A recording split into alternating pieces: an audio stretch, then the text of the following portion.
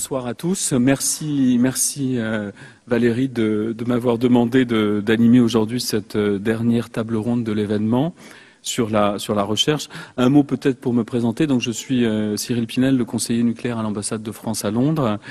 Notre travail à l'ambassade, sous la direction de notre ambassadeur Sylvie Berman, et d'aider à identifier, aider modestement, à identifier et développer les idées de coopération entre les acteurs des deux pays, la France et le Royaume-Uni, avec bien sûr, en lien étroit bien entendu avec les différents organismes, les acteurs industriels, etc., etc. Un mot aussi pour dire que le nucléaire est au cœur de la relation bilatérale franco-britannique au sens politique du terme. C'est un sujet qui a été évoqué de façon approfondie par le président de la République et par le Premier ministre britannique à l'occasion des sommets qui se tiennent régulièrement tous les 2 ans. Quand je dis que c'est un pilier, c'est véritablement un des tout premiers piliers. Je dirais que peut-être avec le sujet de la défense, ça fait partie des 2 piliers de la relation politique bilatérale franco-britannique. Donc c'est dire l'importance de ce sujet pour nos autorités. Un mot maintenant peut-être en écho, avant de passer la parole aux différents intervenants de la table ronde, bien sûr, très rapidement.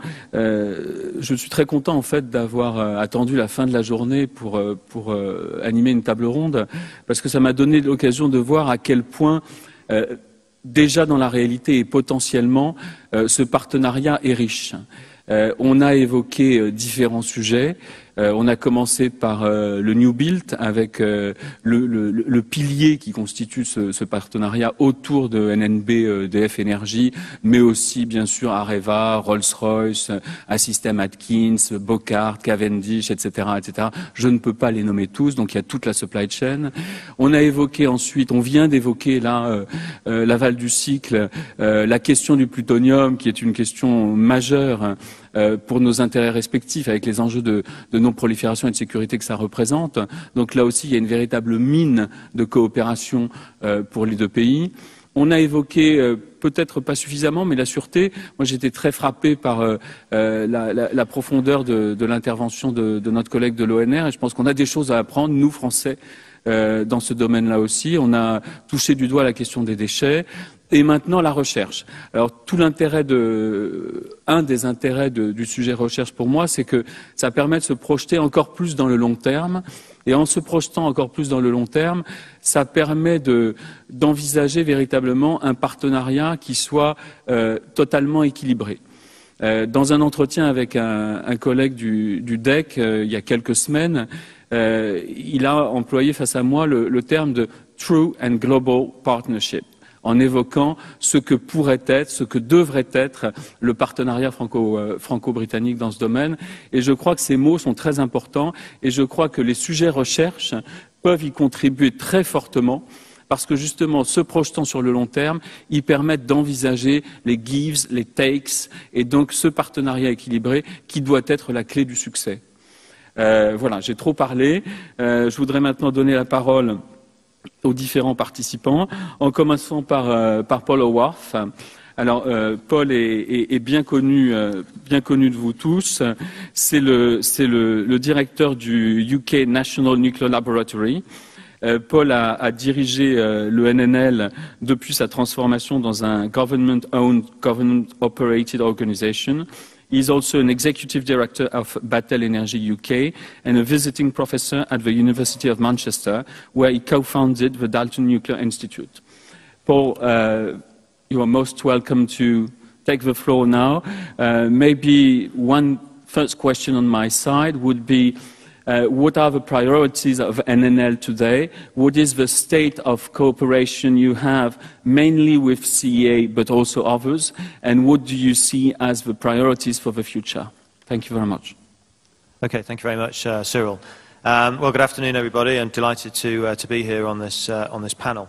To answer some of Cyril's questions as far as what are the priorities for the UK's National Nuclear Laboratory, as Cyril mentioned, we are a government-owned entity, so we are owned by the Department of Energy and Climate Change, and we look after the UK's strategic nuclear technical capability.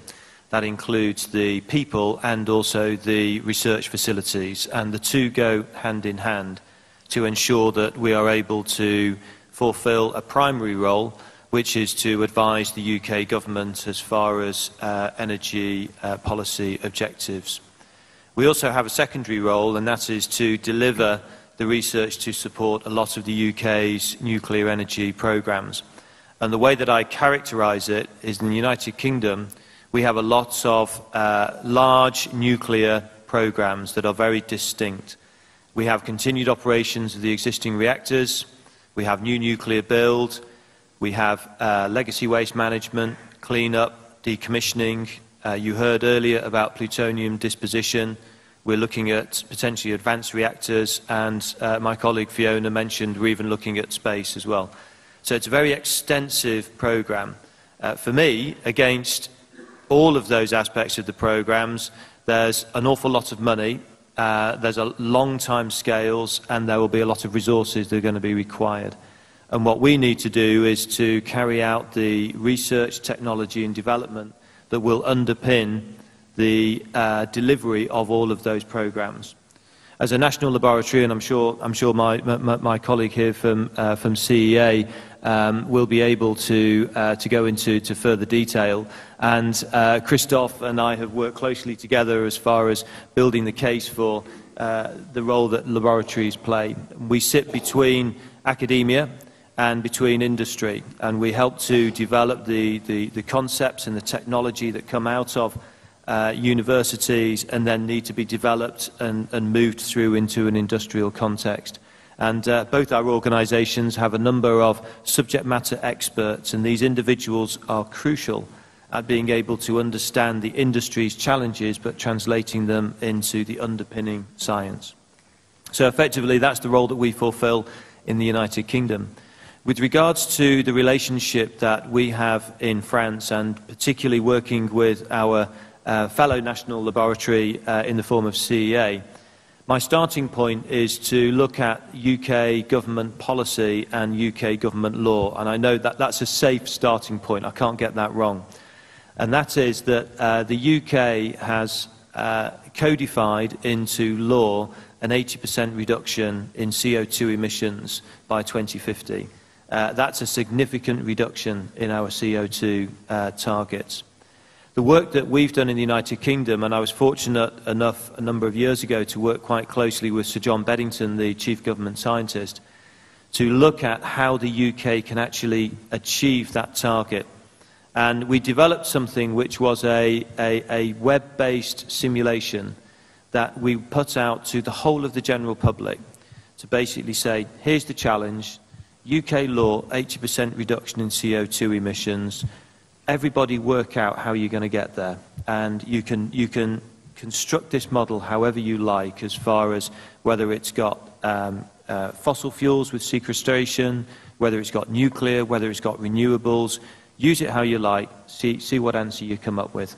And I sat in a meeting with John Beddington and the other government scientists from the heads of government departments, and we tested the model before we put it out to the general public to see what actually does it look like. And start, first of all, with no nuclear. The model would not close as far as 80% reduction in CO2 emissions, no matter how far you went as in terms of renewables or fossil fuels. It was not possible to close the model. So then it was, okay, start ramping up the amount of nuclear. And then eventually the model began to show that you could get there to an 80% reduction in CO2 emissions by including nuclear. And in the end, the conclusion that we got to in that room was the answer to this is, if we look at our current grid, it's around about 75 gigawatts of total capacity. We needed to quadruple that grid, so it needs to be 4 times larger to account for the decarbonisation of the transportation sector, to wean transportation off fossil fuels. So that resulted in a grid of around about 300 gigawatts. And the answer that allowed the model to close was a third of 100 gigawatts of nuclear, 100 gigawatts of renewables, and 100 gigawatts of fossil fuel with carbon sequestration. that was a fairly scary conclusion that was drawn in that meeting, especially when one reflects on renewable penetration in the grid at the moment is not at that level, and carbon sequestration is currently an unproven technology. So the only answer there was, are we able to get to a large grid size, around about sort of 100 gigawatts? That number was quite scary. So that number is not one that is currently put out as far as UK policy is concerned, because it seemed to be an extremely high number. Instead, the baseline projection that is now used by the Department of Energy and Climate Change is, how do we get to 75 gigawatts of nuclear by 2050? And my answer, because interestingly they all turned to me in the meeting to say, can we actually get to that size of nuclear capacity in the United Kingdom? My answer was, well, there are countries that do run large nuclear components within their grid, so it's not impossible to get to a very large amount of nuclear within the grid. So if you do set out your target to be 75 gigawatts of nuclear, at the moment we've heard today that we are looking at new nuclear build projects within the United Kingdom, and at the moment those will probably deliver around about 16 gigawatts around about by 2030. So this was where the House of Lords came in, the upper house in the United Kingdom, to say, hold on a minute, we've got a problem here. We're currently saying that we will have 16 gigawatts of new nuclear capacity on the grid, but actually we need to be up around about 75 gigawatts by 2050. We're on the wrong track. We've got a problem. The answer to that problem is to look as far as nuclear research is concerned, because we don't know yet how we will get there to that large grid capacity as far as nuclear is concerned. We don't know whether it's using Generation 3 reactors and an open fuel cycle. Is it using Generation 4 reactors and a closed fuel cycle? We don't know the answer to those questions yet. So this really is where we in the United Kingdom need to start to develop our case for the role that nuclear R&D can play in helping to address some of these uncertainties. And that really is the fundamental point of nuclear R&D. It is about reducing uncertainties to give greater knowledge and understanding. And I think in the earlier session, Bernard Boulis said that R&D is required because these programs cost a lot of money, they take a long amount of time, and there's a lot of risk associated with them. So research and development can help to limit the uncertainty. So when we look at nuclear R&D, it's expensive because we're handling nuclear material in nuclear facilities, and development of some of the demonstration concepts are beyond a single nation. So this is where, when I join all this lot together, I look across at France and see a country that has a very similar outlook to ours in the United Kingdom. It's looking at long-term usage of nuclear power. We've been there before together as countries working on fast reactor technologies. We have both closed the nuclear fuel cycle, so we both have an awful lot of capability in understanding nuclear technology. And this is where I see that we need a close collaboration with France to share resources, share facilities, to be able to put across to our governments jointly how we can tackle these challenges. So in terms of looking at joint use of resources, Christophe and I are both looking at how we share and work together using our facilities. The UK has signed up to support the JHR reactor. Previously, Bernard Bigot at CEA came to have a look at the UK facilities and is very interested in how we can look at working together to utilise those, just as much as we're interested in looking at how we can work together in facilities in France. In terms of people, we're interested to see how we could exchange people, and this is where we can share knowledge. We both have a lot of historic knowledge and know-how in fast reactors. We could potentially share that data and information that we generated in the past to see how we could use it in the future. And so basically we're looking at how we can share our resources, because this is expensive research that we need to do, and we need to demonstrate to our governments collectively that it's taxpayers' value for money. So that's why I see a very strong opportunity for a collaboration between France and the United Kingdom. Thank you. Thank you very much. Thank you very much, Paul. I think the natural way to try to get into a discussion on the very interesting points you've made is to give the floor now to Christophe Béard. Christophe Béard est directeur de l'énergie nucléaire au CEA, au commissariat à l'énergie atomique et aux énergies alternatives. Auparavant, à la direction des applications militaires du CEA, il a été directeur des matières et de la surveillance de l'environnement et directeur de la recherche en charge du design des armes et de la lutte contre la non-prolifération. Bien sûr, Christophe est également vice-président de la SFEN. Merci à toi. Paul, your English was so good. If you agree, I will try to talk in French.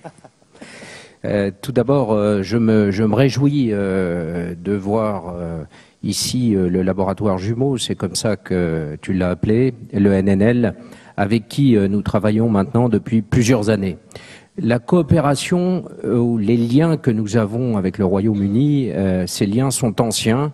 Ça a été rappelé par Cyril Pinel, des liens dans le domaine de la défense et des liens dans le domaine du nucléaire. Et en ce qui nous concerne, voici à peu près 4 ans, donc nous avons été auditionnés par Sir John Beddington dans le cadre qui a été cité par Paul, à savoir qu'est-ce que peut être le nucléaire dans le futur. Nous avons été amenés à parler des scénarios qui étaient les nôtres en France, des réacteurs à eau légère et du cycle fermé et de la transition lente vers les réacteurs à neutrons rapides avec un cycle fermé à nouveau. Aujourd'hui, nos coopérations sont multiples. Je vais essayer de vous les décrire très rapidement. Je vous ferai part simultanément des questions qui sont ouvertes, qui sont posées et pour lesquelles nous avons l'occasion de discuter avec le NNL ou bien avec des membres du gouvernement du Royaume-Uni. Le premier axe d'action commune qui a été relativement facile à mettre en place est lié à la formation et aux thèses dans le domaine du nucléaire. Et nous essayons le plus possible d'échanger des étudiants. Comme Paul l'a rappelé, et vous le savez pour nous aussi, l'histoire nucléaire est ancienne, nous avons acquis une très grande expérience.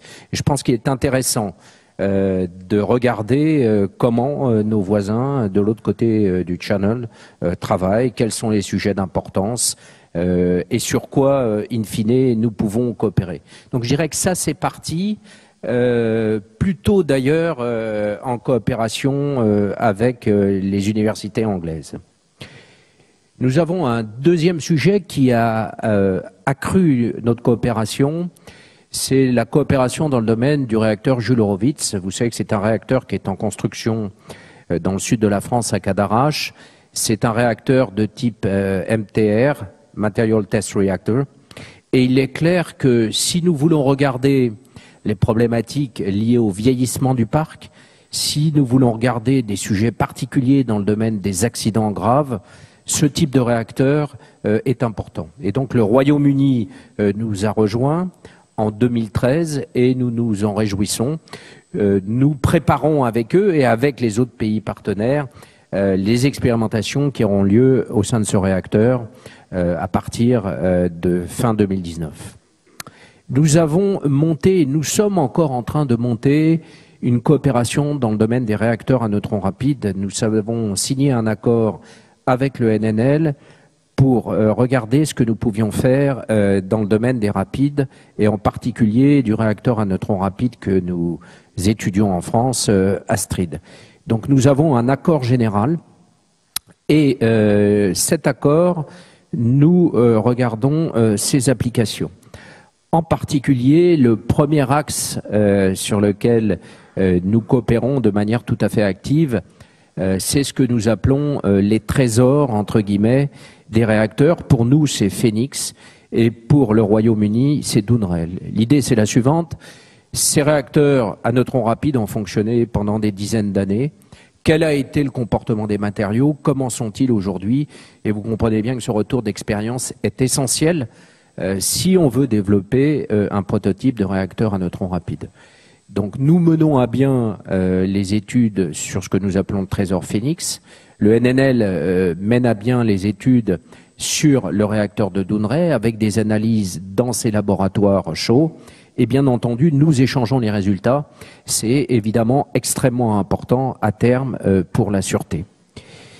Nous ouvrons des portes et nous commençons à travailler sur des coopérations plus larges, en particulier sur le cycle du combustible associé à ce type de réacteur, avec des définitions qui doivent être en cours aujourd'hui entre le NNL et le CEA. Et une question est posée au Royaume-Uni qui appellera une réponse, je l'espère, à un moment. La réponse n'est pas évidente. La question posée, c'est la suivante.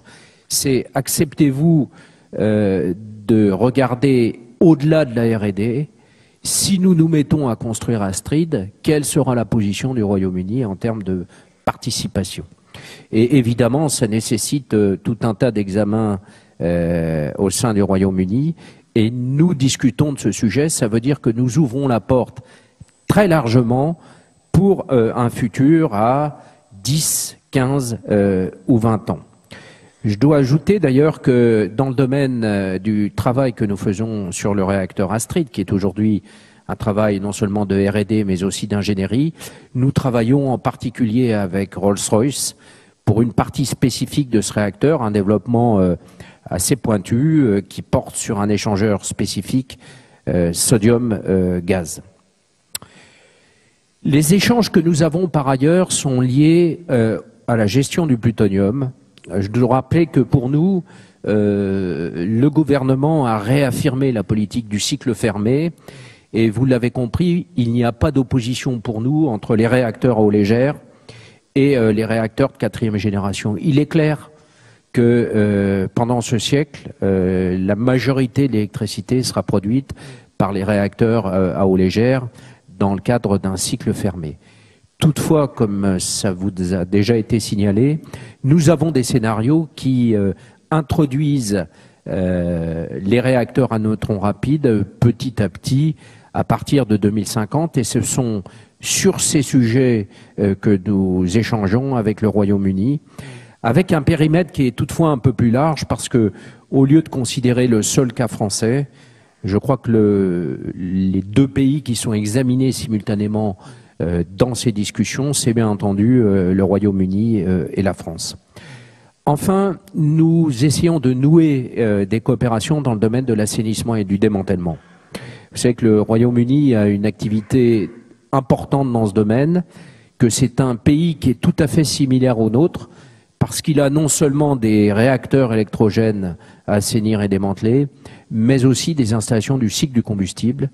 Et je pense que, et pour l'un et pour l'autre, il est intéressant d'échanger de l'expérience sur ces sujets.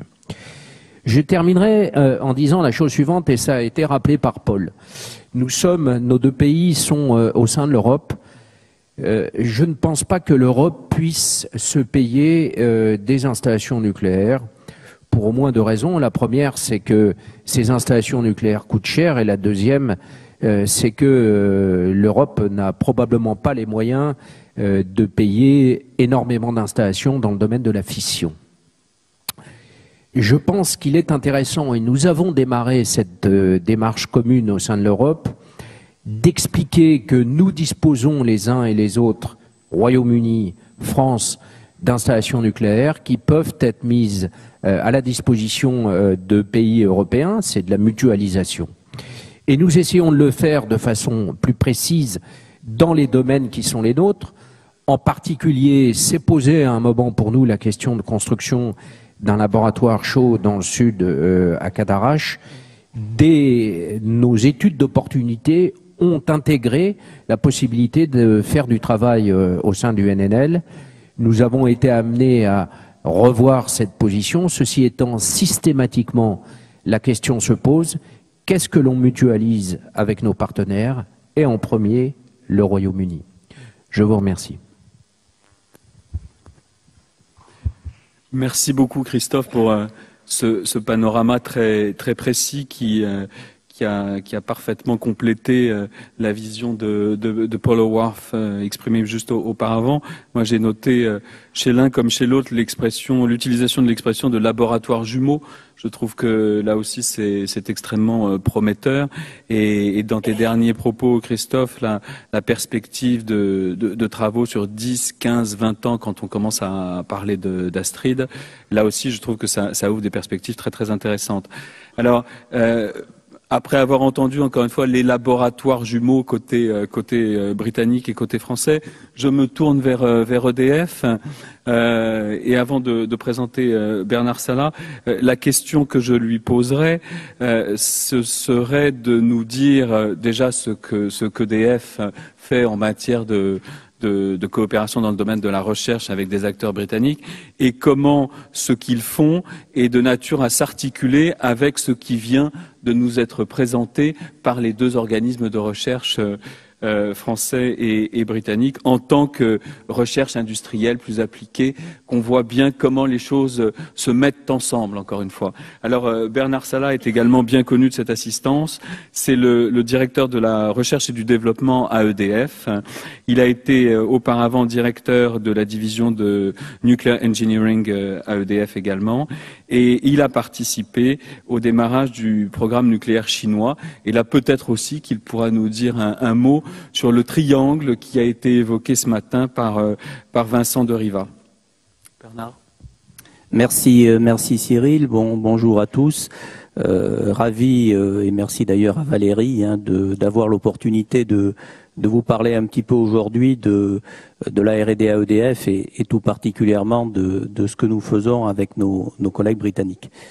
Alors, pour vous rappeler d'abord peut-être quelques grands chiffres, la R&D d'EDF, c'est une structure relativement conséquente, certes pas aussi importante que le CEA, bien sûr, mais relativement conséquente, avec 2000 personnes environ, un budget d'à peu près 500 millions d'euros. Nous travaillons sur l'ensemble des sujets de l'électricité. Bien sûr, tout ce qui tourne autour du nucléaire, c'est grosso modo la moitié de notre activité.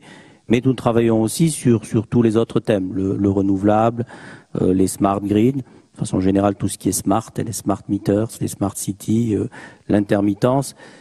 Notre enjeu, il est relativement simple. Nous sommes une R&D industrielle, donc ce qu'il nous faut, c'est à la fois améliorer la performance de nos activités opérationnelles, tout de suite. La R&D, ce n'est pas que du long terme, c'est vraiment des enjeux qui peuvent être relativement immédiats. Et c'est aussi, bien sûr, essayer de se donner un petit coup d'avance, de regarder les perspectives et ce qui peut se passer au-delà des quelques années à venir. Nous avons une démarche qui est également complètement ouverte, comme c'était dit dans une des tables rondes précédentes. Nous avons une organisation internationale avec des centres hors de France, en Allemagne, en Pologne, en Italie, en Chine, à Singapour, aux États-Unis, et bien sûr donc une organisation en Angleterre. Ce que je voudrais dire, c'est que dans chacun de ces pays, nous faisons partie du pays. Et si vous me permettez, en Angleterre, nous sommes anglais. Nous avons un centre de recherche, donc qui est une filiale d'EDF Energy, qui regroupe quelques expatriés, certes, mais aussi donc des personnels britanniques, voire des personnels d'autres origines, et nous travaillons de façon complètement coordonnée, en synergie avec l'ensemble de ces acteurs. Ce centre de recherche, il est au service d'EDF Energy, il travaille pour le compte d'EDF Energy, et donc lui aussi, il travaille sur tous les sujets d'EDF Energy. Le nucléaire, mais l'offshore wind, donc l'éolien offshore, constitue aussi un sujet majeur au Royaume-Uni sur lequel nous travaillons, et ça fait partie, je crois que c'est le titre de la conférence, de la contribution à une production d'électricité sans carbone. Alors si je viens un petit peu sur le nucléaire, qu'est-ce que nous faisons, quels sont un petit peu nos moyens? Les moyens d'abord sont très conséquents. Il faut savoir que au sein d'EDF Energy, dans entre guillemets l'ancien British Energy, un volume de l'ordre d'une trentaine de millions de livres est dépensé chaque année autour de la R&D nucléaire, et avec beaucoup de contrats donc qui sont passés auprès des grandes universités britanniques, du NNL, puis je dirais de tous les grands centres de de recherche, et avec aussi en complément de ce chiffre-là des dépenses significatives dans notre centre, hein, quinzaine de millions de livres qui s'y rajoutent, alors pas que nucléaire, mais qui permettent d'avoir je dirais un point de vue très global, très conséquent sur toutes les activités. Quelles sont nos priorités? C'est relativement simple. C'est la performance immédiate des réacteurs. Donc nous travaillons beaucoup sur les AGR. C'est les questions de vieillissement, life extension, la question du graphite, c'est un sujet très conséquent sur les réacteurs AGR. Les réacteurs de génération 3, alors on me dirait il y a peut-être plus de recherche là-dessus, mais si, les external hazards, donc les risques externes, hein, le retour d'expérience de Fukushima. Et puis un quatrième thème qui tourne autour de tout ce qui est code, méthode, outils de calcul. Je crois que c'était dit très justement par mes deux collègues précédemment. Nous n'avons pas les moyens dans notre vieille Europe de développer des structures, des outils très différents pour faire la même chose. Il est souhaitable de mutualiser, d'utiliser au mieux ces ressources, et c'est ce que nous faisons. Alors pour vous donner des exemples de coopération, alors elles sont très nombreuses. Avec le NNL, donc EDF Énergie a des coopérations très fortes depuis de très nombreuses années, par exemple sur l'inspection en service, sur les matériaux. Je crois, sans me tromper, pouvoir dire que NNL est un acteur majeur du programme britannique existant, et nous avons besoin, en tant qu'EDF Énergie, de NNL. Nous travaillons aussi beaucoup avec NNL pour préparer l'avenir. On a signé en janvier 2014 une lettre d'intention pour essayer d'aller un petit peu plus loin avec vous.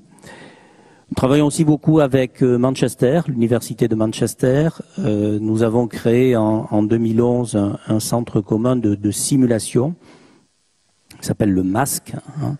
Donc il travaille sur la modélisation et la simulation. Donc sujet complètement majeur dans le nucléaire. Nous avons des acteurs à la fois britanniques et français qui travaillent ensemble. Voilà, je ne vais pas détailler plus longtemps. Nous avons aussi des activités avec Birmingham, hein, bien évidemment. Ce que je voudrais vous faire passer, c'est que nous sommes aujourd'hui un acteur britannique. Nous sommes intégrés dans l'activité de recherche britannique. Il est absolument essentiel sur notre activité nucléaire de fédérer les efforts. Le monde nucléaire a besoin d'une certaine façon de mieux travailler ensemble. J'ai envie de dire, la vie n'est pas forcément toujours facile tous les jours, donc il faut travailler mieux ensemble pour être encore plus robuste. Et si effectivement on peut le faire entre franco-britanniques de façon encore plus forte, je dirais que ce n'est que mieux. Merci beaucoup Bernard pour cette vision de l'industriel, et j'ai bien retenu de l'industriel britannique au Royaume-Uni. Voilà peut-être l'occasion d'un passage de témoin à un de nos collègues britanniques qui a traversé la Manche pour venir aujourd'hui échanger avec nous. Martin Freer is a professor of nuclear physics, director of the Birmingham Energy Institute and the Birmingham Centre for Nuclear Education and Research at the University of Birmingham. His main research area is the study of the structure of light nuclei using nuclear reactions. He is actively engaged in promoting research and educational programs to support the UK's investment in nuclear power generation. And if I may, Martin, I think it's very good that we can hear you now. After research, we can touch upon another thematic, which is education and training. And I think the floor is very interesting to hear your views on this. Okay, thank you very much indeed. And let me first say what a great citizen EDF is in terms of its contribution to UK nuclear research. And we have a great challenge ahead of us, which is to keep the AGR reactors running till probably 2023 plus, and the work that UK universities are doing to support EDF in that mission is, I think, really important. This session is about collaboration. It's also about the future. And I think we have to ask ourselves if we really want nuclear to be more than a bridging technology. So at the moment, we have a vision which serves us well for the next 60 years or so, when nuclear fuel, uranium in its current form, 60 to 90 years will expire. And we need to be asking ourselves, what is our vision, what is our ambition beyond that timescale? And that ties in with exciting young people as well, because if you ask young people what is it that draws them into nuclear research, is it really nuclear fission? And the sad thing is it's not. It's nuclear fusion. And so we run undergraduate and postgraduate courses. We generate something like 100 people per year to go into the nuclear sector, and about 50% of them turn up on those programs because they're gripped by the possibility of nuclear fusion. And I think we have a great opportunity at the moment to tell a story about the future beyond Generation 3. What does Generation 4 look like, and how can they make that part of their future? So I think that is a challenge. I think today has been absolutely fantastic in terms of celebrating the opportunity around Hinkley Point C and the engagement between France and the UK. But I think the future, there is something more. And there's something more which is around the fuel cycle. We, as the UK, have to be much more ambitious than thinking of plutonium as a problem. It is an asset. We need to think much more creatively how we use that asset to create that future. We have, within the UK, we have something like enough fuel from uranium processing and plutonium to keep a fleet of fast reactors going for their full life cycle. And we can't afford to turn down that opportunity. So for me, that is so important, that we are creating the possibility for the next generations to come, and that nuclear doesn't fade out with the next EPR reactor, and that's the end. It runs to the end, and that's the end of nuclear. It's a great moment, I think, also to be talking about collaborative research between UK and France. To know the future, you have to at least wind the clock back a little bit to understand the past. Back in the 1980s, the UK had a phenomenal research infrastructure around fission R&D. So we had something like 8,000 people working on fission R&D. We had budgets which were equivalent to £300 million a year. And now you wind the clock forward to what happened post-1990. We have, a few years ago, 600 people working in nuclear fission research, and very, very small budgets. And so we're trying to climb out of that. And the UK government is supporting us. It's supporting us through developing new research facilities. So already in the last 2013, invested 15 million in research facilities around materials characterization primarily. Beyond that, 2 weeks ago, maybe a week ago, NIRAB, under the stewardship, chairpersonship of Dame Sue Eon, published their roadmap for the future, and it looks very exciting. It's asking for an investment of something like £50 million per year to deliver a range of research infrastructure. So the vision and the future looks bright. That is going to be around how the UK can carve out niches in research opportunity. So we heard about the opportunities around advanced fuels, fuels for Generation 4, fuels for sodium-cooled fast reactors, ASTRID. But there's, I think there's a number of opportunities. So it is around niches. There's a lot of interest in the UK around SMR technology, and that may be a niche that the UK could carve out, but I think there's plenty of scope for collaboration there. So I think that's really interesting. There is the big question how the UK gets best value out of its donation to the Jules Horowitz reactor. So the UK's put 12 million pounds into the, it'd be good, wouldn't it? 12 billion. 12 million pounds into the Jules Horowitz reactor. How does the UK get best value out of that? How do we grow a materials research community which utilizes optimally the kind of research facilities that we have? So I think there's some work to be done around materials irradiation, so using simulated radiation, protons and heavy ions to simulate neutron irradiation coupled to a program at the JHR. And this, I think, could be forward-looking. It can be Generation 4. It can be Generation 4 coupled to the ambitions around fusion. So the challenges that you have for materials around fusion are very, very similar to Generation 4. So I think there's some really fantastic opportunities for collaboration around materials between the UK and France. So I think what we should be doing is getting together, putting on a workshop, bringing everybody together in the UK and France, working on materials, thinking what a common program might look like going forward to the JHR. You talked about, Christophe, you talked about training. I think this is a really important moment to get that right. So at the moment we have not too many active materials, active facilities that students can get gain experience on. Giving them access to facilities either in France or European Commission facilities, so that the Joint Research Centre has active facilities.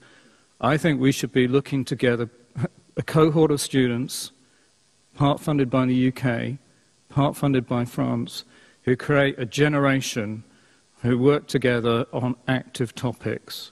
So in the UK, that's absolutely essential for creating a generation of experts who can work in active facilities. So I think there's, on research, there's a number of areas. Universities, this is the last point, can do a lot of things. And today has been a focus on technology. But universities are homes to economists, people experts in markets, people who know about social policy, public opinion. There is a danger, I think, that we will end up complacent. At the moment now, it's very fortunate that nuclear and climate change arguments have coincided. I think 5-10 years' time, that might not be true. And one needs to think, if you want to establish a long-term future for nuclear energy, nuclear power, what are the arguments which exist beyond the climate change ones? You need to understand public opinion. You need to understand the interaction between all of these things and policy. So think about universities not just as assets in terms of people who can do engineering. They're much richer spaces than that. Thank you very much, Martin, for this altogether very pragmatic and long-term vision on the issue. Thank you very much also for announcing the 12 billion contribution to Reactor Jules Horowitz. I think it's highly appreciated by Christophe. In the spirit of collaboration. So before we get into the debate between yourself and with the room, I would like to give the floor to our friend from Areva, Marcus Birkhofer. Marcus a commencé sa carrière chez Siemens dans l'automatisation industrielle, les systèmes médicaux et les systèmes de communication. Et depuis 2007, il a rejoint Areva, au départ dans le domaine du combustible, des activités combustibles. Et depuis octobre 2014, il est le directeur de la recherche, du développement et de l'innovation. Et ce sera peut-être l'occasion d'entendre aussi une vision sur la question de l'innovation du point de vue d'un autre grand industriel. Marcus. Merci Cyril. I will continue in English. Sometimes I don't know exactly what my preferred language is between English, German, and French. Well, first of all, Areva is an industrial operator, and as such, the R&D is very much focused on developing new products, improving our products, finding solutions for our customers.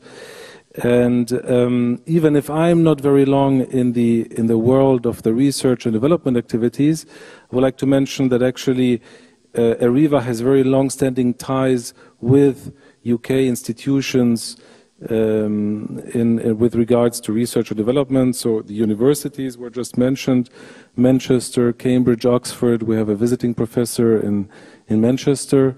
Also the labs. The ties with the labs is very close in the sense that Areva is supporting the labs also in terms of expertise, advising on, for example, investments which could be interesting for the future. We also have, that's another very important point, ongoing thesis work in the UK. So, for example, Bernard just previously mentioned a few topics. Actually, the materials area, the stress corrosion cracking is a very, very important topic for us in our activities, and we have thesis work ongoing there to better understand the phenomena, surface conditions, things like that. Also, non-destructive testing is a very interesting area where actually the UK has a broad experience, also due to the activities in other industries like oil and gas or the aeronautic sector. So these are areas where we are looking into further developing our cooperation in the future. And actually, as was mentioned, as Cyril mentioned, innovation is a very important topic for us, indeed. So Dominique just before mentioned the challenge that we are setting out regarding the future of energy. We believe within Areva that actually innovation is a great way to connect technology with the need of the market and a corresponding business model, and to create a dynamic, a quick churning dynamic, which we need definitely in the nuclear sector to find responses quickly and to enlarge the base of the people providing answers, and also a new generation. So within Areva we have launched a couple of initiatives around challenges, putting out challenges on specific topics, and incubation, which helps to build the business model more quickly and see whether a technical response is actually viable in a given context. So with that quick panorama, I will stop and I will leave the room for the coming debate. Merci beaucoup, Marcus. Peut-être que je vais profiter de ma position pour poser la première question après avoir entendu Martine, et c'est une question qui serait peut-être adressée en priorité à Paul. Martin, you mentioned reactor Jules Horowitz, and you asked yourself the question of what are the benefits for the UK in taking this participation, this collaboration. And I think it's a very interesting question. I hope not too tricky, because it goes to the question of the mutual benefits of this, again, UK-French global partnership. So if I may, I would like to put this question to Paul, if you can tell us what is your answer to this question.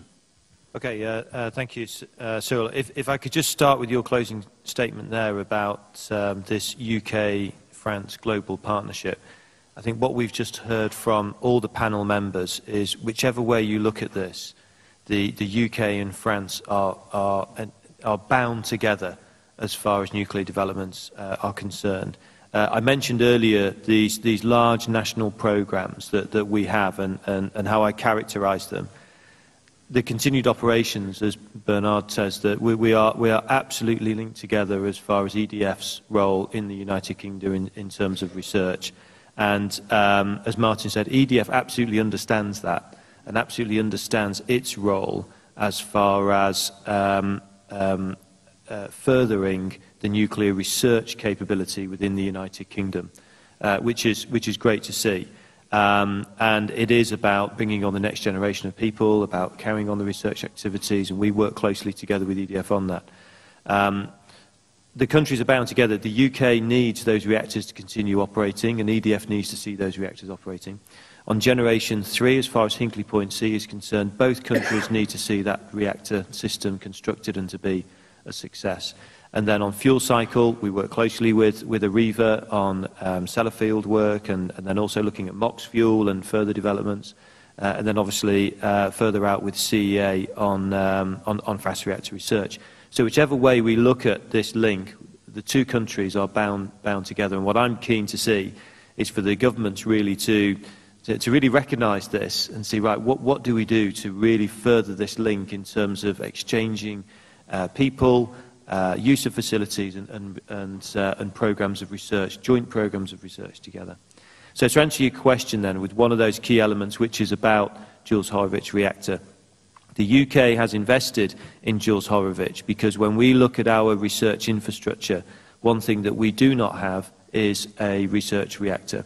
And many people say, how can you run the UK's potential fleet of nuclear reactors without having a research reactor? Our answer is we don't need to own one in the United Kingdom because we've got the infrastructure that goes around it, so we know how to design the experiments that will go into the reactor, and we can bring the material out of the reactor back to the United Kingdom. So our view is we don't need to own one. What's better for us is to work collaboratively across Europe with our partners in France to say, you're building one, let's buy into that. It makes a lot more sense for us to do that as a country.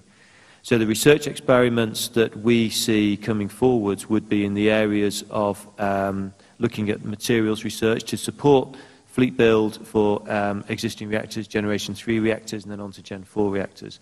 So Generation 3 reactors still will require an understanding through life of operation of those reactors. You don't need an R&D program now to construct the reactors, but once those reactors are operating, you do need an ongoing R&D program to ensure you get the maximum benefit out of those reactors and you know how they operate. And I'm sure when the time comes, EDF will be looking at how best to establish that program. I know they're already looking at it in the United Kingdom, but build is obviously a prime focus.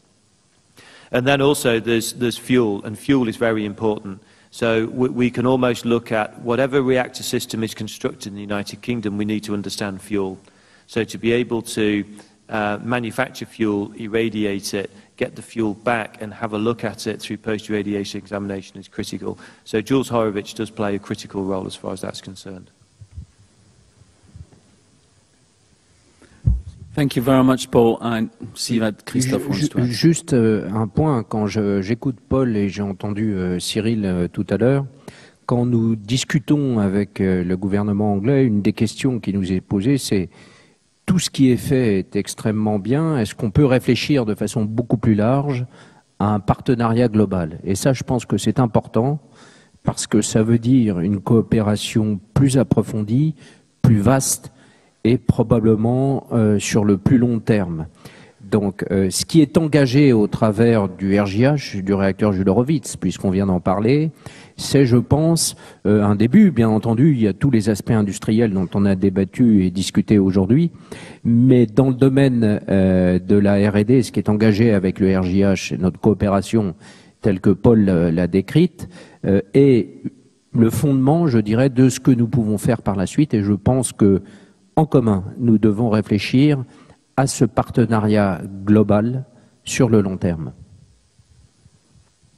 Merci beaucoup. Bernard, je crois que vous voulez ajouter quelque chose du point de vue de l'industriel et peut-être nous parler un peu d'innovation, comme l'a fait le représentant d'Areva. Oui, merci Cyril. Oui, je voulais dire un petit mot d'innovation. Regardant un peu notre paysage nucléaire en tant qu'industriel, aux côtés de Marcus. Je crois sans trop me tromper que si on regarde le paysage européen, c'est bien le Royaume-Uni et la France qui sont les leaders sur l'industrie nucléaire.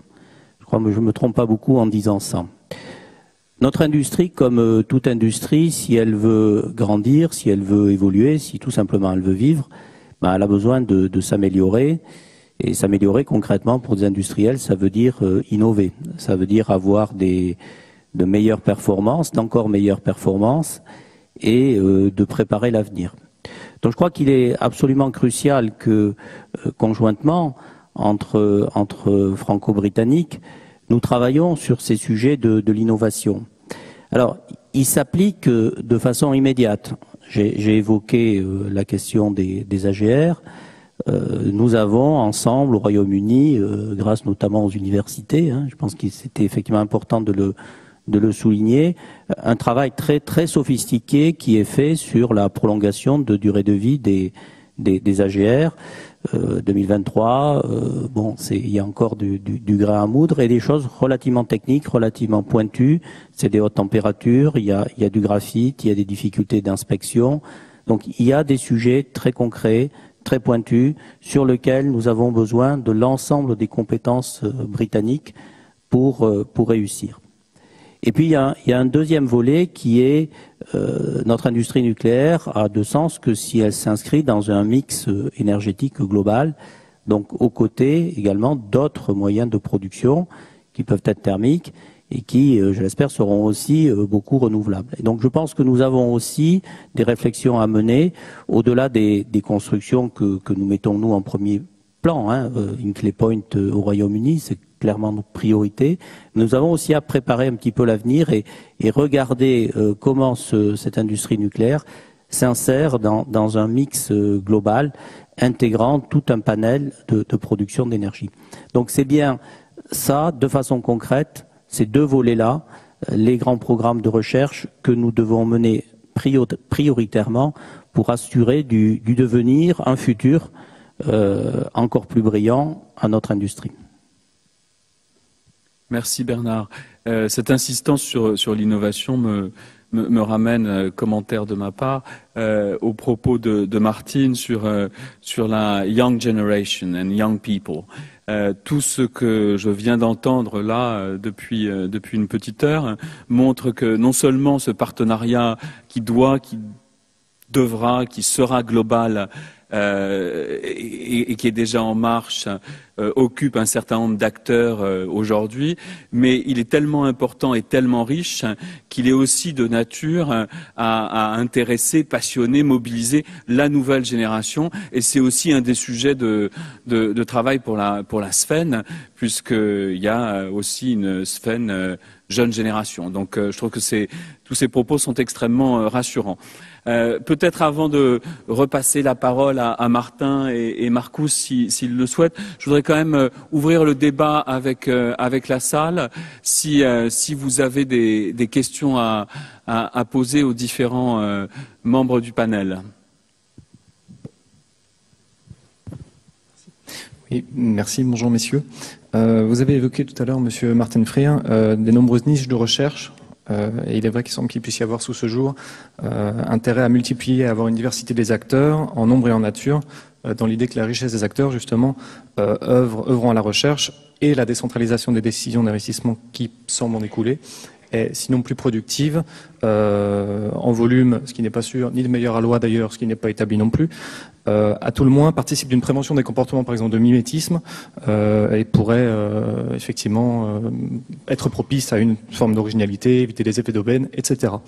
Toutefois, dans le même temps, on est aussi fondé à s'étonner et on peut même en être triste, de voir que les efforts de recherche publique sont répartis, et d'aucuns diraient dispersés, entre ici EDF, Areva, l'ANDRA, l'IRSN, le CEA, et ce alors qu'on a créé justement le 18 octobre 1945 un établissement français appelé CEA, établissement public français appelé CEA, qui marche très bien en la matière.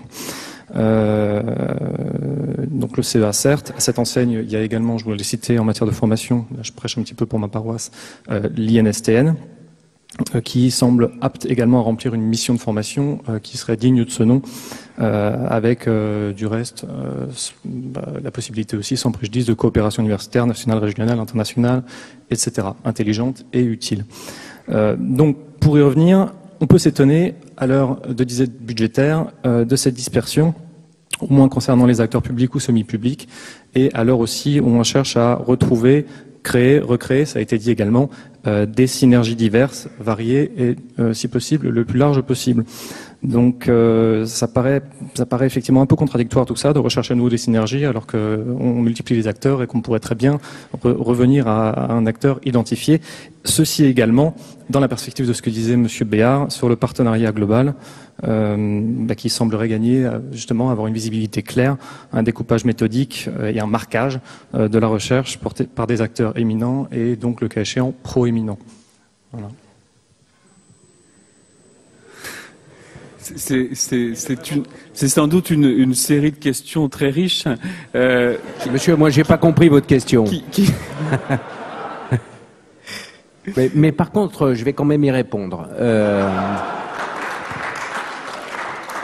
Je pense que je suis CEA, vous avez cité le CEA en très bonne position, donc je me sens tout à fait légitime pour parler. Je crois que vous devez bien comprendre que même s'il y a la recherche faite au sein d'Areva, au sein d'EDF, au sein du CEA, clairement, cette recherche est tout à fait complémentaire. On ne peut plus, depuis plusieurs années déjà, avoir des doublons. Donc vous ne devez pas comprendre, à mon avis, qu'il y a des doublons entre ces différentes entités. Je vais vous prendre un exemple très précis. On en a parlé tout à l'heure, c'est la problématique de la durée de fonctionnement des réacteurs. Il est clair que nous, CEA, avons une action. Donc nous nous intéressons au comportement des matériaux sous irradiation, aux problématiques de la température de transition fragile ductile, etc., etc. Par contre, quand vous voulez aborder le problème du vieillissement, il y a des sujets qu'il faut regarder. Il y a un sujet qui me vient immédiatement à l'esprit, c'est les câbles électriques, pour partie, ceux qu'on ne sait pas remplacer aisément au sein d'une centrale. Et nous, CEA, ne travaillons pas sur le sujet. Donc je pense que EDF, par exemple, a des choses à dire là-dessus. Et vous vous rendez bien compte que pour traiter le problème global, vous avez besoin d'adresser toutes les questions. Et je pense qu'il faut comprendre le fait qu'il y a la recherche dans l'ensemble des organismes par « j'ai un problème à traiter », je vous ai cité la durée de fonctionnement, je le projette sur les entités qui sont capables de mener à bien la recherche pour avoir la réponse à ce problème. Pour compléter en une phrase, dans le périmètre franco-français, entre Areva, CEA et EDF, nous avons monté ce que nous appelons un institut. Donc en fait, un outil programmatique permettant, sur des finalités partagées, d'établir un programme de recherche et de mutualiser nos efforts et d'optimiser les moyens. Donc EDF a joué un rôle, Areva a joué un rôle, et le CEA, Christophe lui-même, nous a beaucoup aidé dans la réussite de cet institut qui marche aujourd'hui. Si on élargit au Royaume-Uni, on pourrait très bien imaginer, sur un sujet comme ça, d'avoir une extension de ce type de fonctionnement avec nos amis britanniques. Je pense que l'étape maintenant, elle est de passer réellement à des projets concrets, à des choses vraiment factuelles, avec des résultats. Les bonnes intentions sont là, me semble-t-il, il n'y a aucun doute, il y a une volonté réelle, mais il faut construire vraiment des plans d'action concrets. I think your question was a good one, actually, although contained many different parts. So you're right, focus is everything, and you don't want to squander money.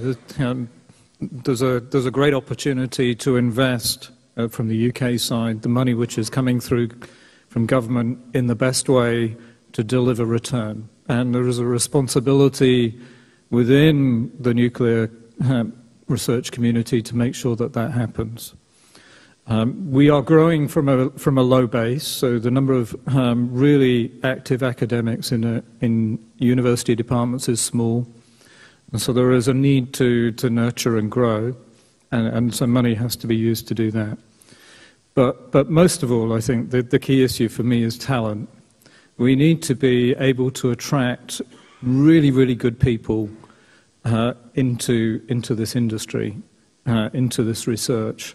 And that is either by exciting them or offering them other incentives. Other incentives equals money.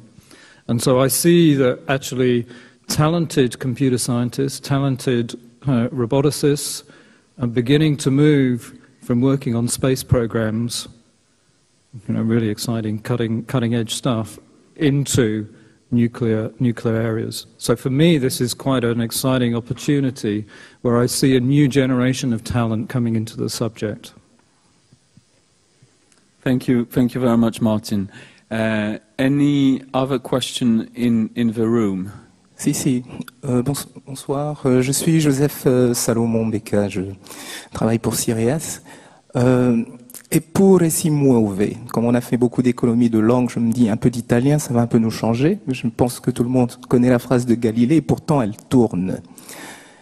Et si on disait à la fin de la convention ou de la conférence de décembre 2015, voilà, Monsieur François Hollande nous annonce qu'il y aura plus de nucléaire safe. Je pense que ça ferait un certain effet. Pourtant, ici, dans la salle, je pense que tout le monde sait qu'on maîtrise de mieux en mieux cette énergie.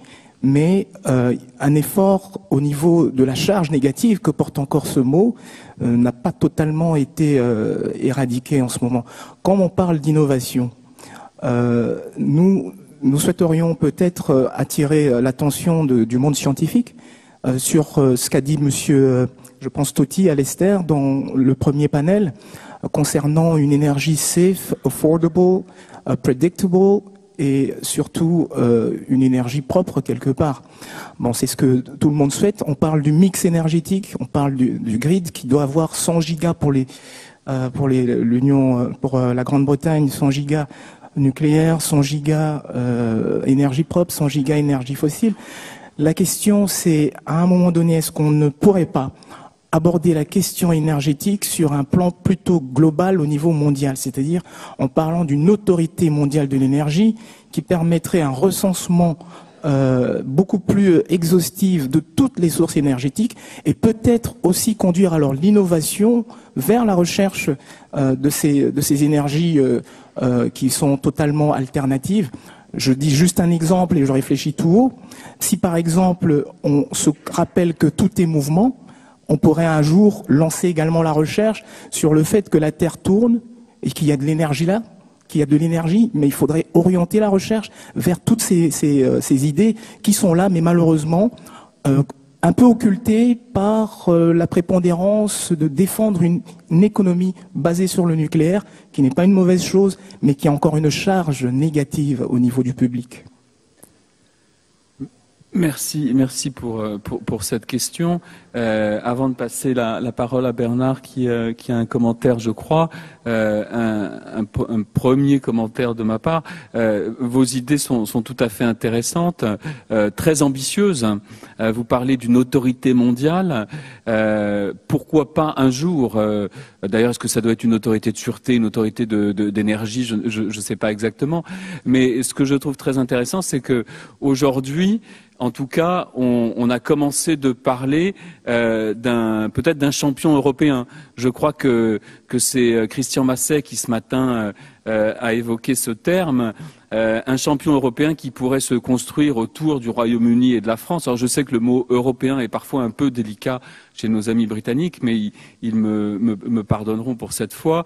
Mais je crois sincèrement qu'il faut commencer petit à petit, étape par étape, quand on se place dans une perspective internationale.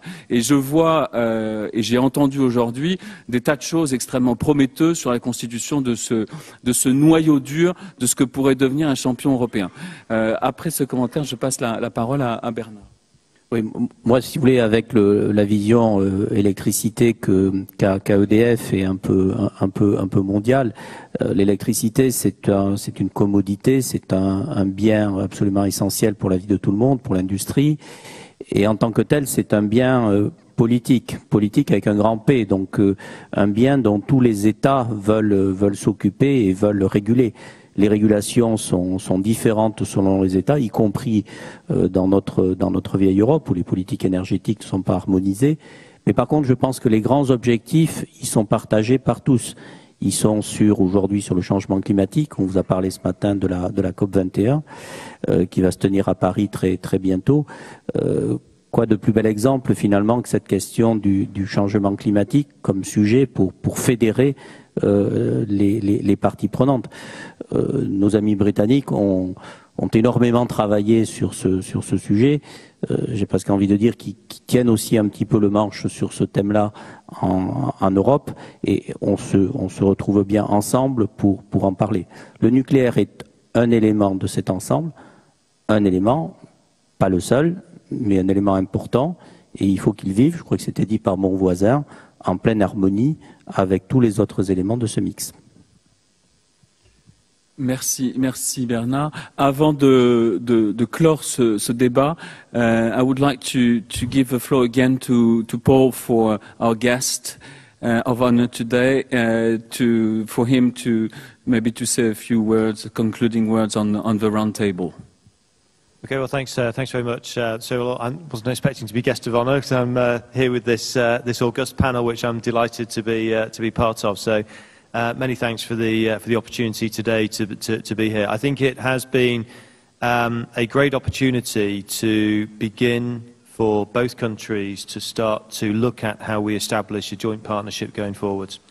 And for me, I think that the research and development area is just the start for us, because following research and development will then come innovation and will come products, commercialisation, and we've talked about it previously, not just for the benefit of the United Kingdom and for France, but then also for other countries as well. So I think whichever way you look at this relationship, we are bound together as two countries within Europe. We've previously been pioneers of nuclear power together. I think we share the same vision going forwards for future nuclear capacity within both countries. We sit at the heart of Europe. There are a number of other international countries and international partners that are also mobilising. I think by working together, France and the UK has a fantastic opportunity to really set the stage for the role that nuclear power can play in the future. So I'm really looking forward to how things progress from here. Thanks. Thank you very much, and thank you to all the panel. Merci.